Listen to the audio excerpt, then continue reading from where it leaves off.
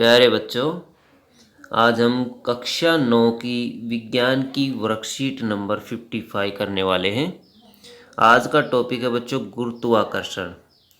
Lesson number 10 में topic है बच्चों ये गुरुत्वाकर्षण। जिज्ञासा दीदी, पृथ्वी पर ऊपर की ओर फेंकी गई वस्तुएं नीचे की ओर किस प्रकार आती है?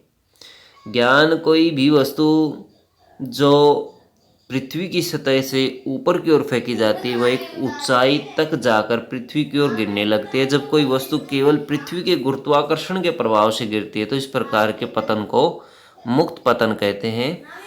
मुक्त पतन के समय वस्तु की गति की दिशा तो समान रहती है परंतु उसके वेग में लगातार वृद्धि होती है जिससे त्वरण उत्पन्न होता है। मुक्त पतन के दौरान वस्तु द्वारा अनुभव किया गया त्वरण गुरुत्वीय त्वरण कहलाता है। इसे जी द्वारा दर्शाया जाता है। इसका मात्रक मीटर प्रति सेकंड स्क्वायर होता है। देख सकते हैं ये मुक्त पतन से गिरती हुई वस्तु।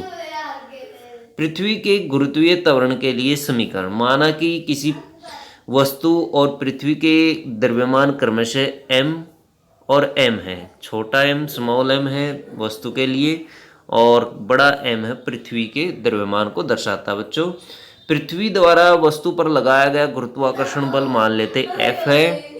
यदि पृथ्वी और उस वस्तु के बीच की दूरी d है तब गुरुत्वाकर्षण के सार्वत्रिक नियम से हम समीकरण प्राप्त करते हैं F बराबर G M M D square, D का वर्ग। गति के दूसरे नियम के अनुसार हम जानते हैं कि वस्तु पर लगाया गया बल जो है वो F बराबर एम ए होता है। बच्चों, m गुणा ए, m द्रव्यमान है, a एक्सीलरेशन होता है अथवा m द्रव्यमान है, a त्वरण होता है। इनके गुणनफल के बराबर होता है। यदि वस्तु मुक्त पतन के समय में है तो इसका त्वरण a g के बराबर हो जाएगा, a g के बराबर हो जाएगा। इसलिए ये जो समीकरण है F बराबर एम ए, F बराबर एम जी बन जाएगा और ये समीकरण नंबर 2 कहलाएगा। समीकरण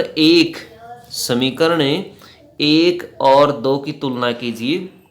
दोनों F के बराबर है, दोनों के मान बराबर हो जाएंगे। इसलिए एम जी बराबर लिखा जाएगा किसके? G M M D square के, जहाँ स्मॉल m कैंसिल हो जाएगा और g बराबर आ जाएगा जी एम डी स्क्वेयर के। यदि वस्तु पृथ्वी की सतह पर अथवा उसके बहुत निकट है तो दूरी d पृथ्वी की त्रिज्या r के बराबर होगी।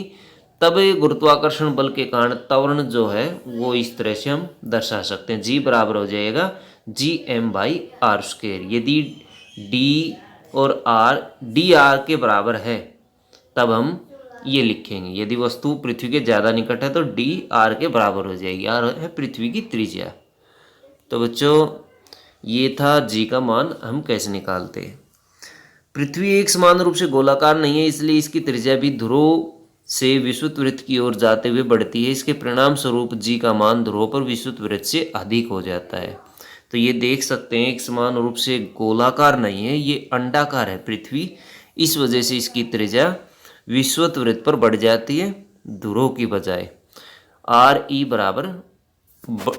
ई बड़ा है आर पी से। स्वयं जांची कुछ क्वेश्चन करते हैं बच्चों इससे संबंधित।